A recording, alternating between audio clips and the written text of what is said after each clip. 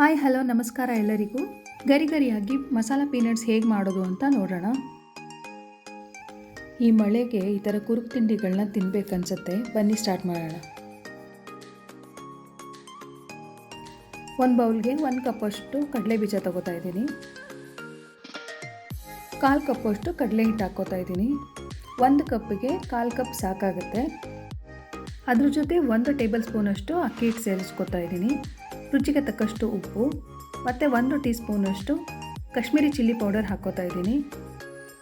1/4 spoon ಅರಿಶಿನ, ಅರ್ಧ spoon garam masala ಸೇರಿಸ್ಕೊತಾ ಇದ್ದೀನಿ. ಇದೆಲ್ಲದನ್ನು ಡ್ರೈ ಆಗಿ ಹಾಗೆ ಮಿಕ್ಸ್ ಮಾಡ್ಕೋಬೇಕು. ಕಾಶ್ಮೀರಿ ಚಿಲ್ಲಿ ಪೌಡರ್ ಯೂಸ್ ಮಾಡೋದ್ರಿಂದ ಕಲರ್ ಚೆನ್ನಾಗಿ ಬರುತ್ತೆ ಮತ್ತು ಬೇರೆ ನಾವು ಕಲರ್ ಯೂಸ್ ಮಾಡೋ ಅವಶ್ಯಕತೆ ಇಲ್ಲ.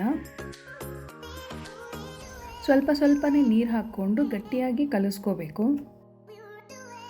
ಇಷ್ಟು ಕ್ವಾಂಟಿಟಿಗೆ ಒಂದು 5ರಿಂದ 6 ಟೇಬಲ್ ಸ್ಪೂನಷ್ಟು ನೀರು ಸಾಕಾಗುತ್ತೆ.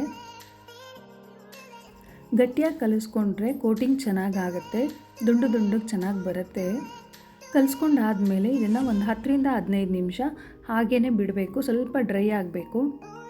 15 ನಿಮಿಷ ಆದಮೇಲೆ ಡೀಪ್ ಫ್ರೈ ಮಾಡ್ಕೊಳ್ಳೋಣ. ಎಣ್ಣೆ ಚೆನ್ನಾಗಿ ಕಾದಿದೆ. ಮೀಡಿಯಮ್ ಫ್ಲೇಮ್ಗೆ ಇಟ್ಬಿಟ್ಟು ಒಂದೊಂದೇ ಹಾಕ್ಕೋಬೇಕು. ಸ್ವಲ್ಪ ಇದು ಟೈಮ್ ತಗೊಳುತ್ತೆ ಒಂದೊಂದೇ ಹಾಕ್ಕೊಳ್ಳೋದು. ಸ್ಪೂನಲ್ಲಿ ಹಾಕ್ಕೊಂಡ್ರೆ ದುಂಡಗಾಗಿ ಎಲ್ಲನೂ ಅಂಟ್ಕೊಳ್ಳುತ್ತೆ. ಹಾಗಾಗಿ ಒಂದೊಂದೇ ಹಾಕ್ಕೋಬೇಕು.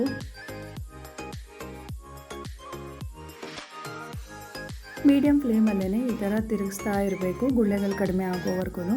ಪೂರ್ತಿ ಗುಳ್ಳೆಗಳು ಕಡಿಮೆ ಆಗೋವರೆಗೂ ಕಾಯೋದು ಬೇಡ, ಕಪ್ಪಾಗಿಬಿಡುತ್ತೆ. ಈ ಥರ ತಿರುಗಿಸ್ತಾ ಇದ್ದರೆ ಕ್ರಿಸ್ಪಿಯಾಗಿ ಚೆನ್ನಾಗಿ ಬರುತ್ತೆ.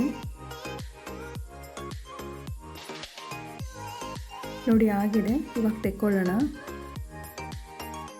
ಈಗ ಎಲ್ಲನೂ ಫ್ರೈ ಮಾಡ್ಕೋಬೇಕು.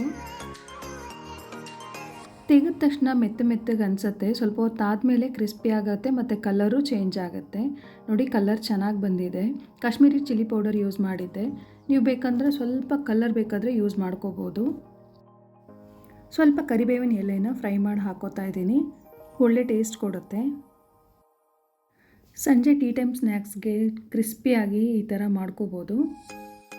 ನೀವು ಟ್ರೈ ಮಾಡಿ ಹೇಗೆ ಬಂತು ಅಂತ ತಿಳಿಸಿ. ನೋಡಿ ಕ್ರಿಸ್ಪಿಯಾಗಿ ಎಷ್ಟು ಚೆನ್ನಾಗಿ ಬಂದಿದೆ.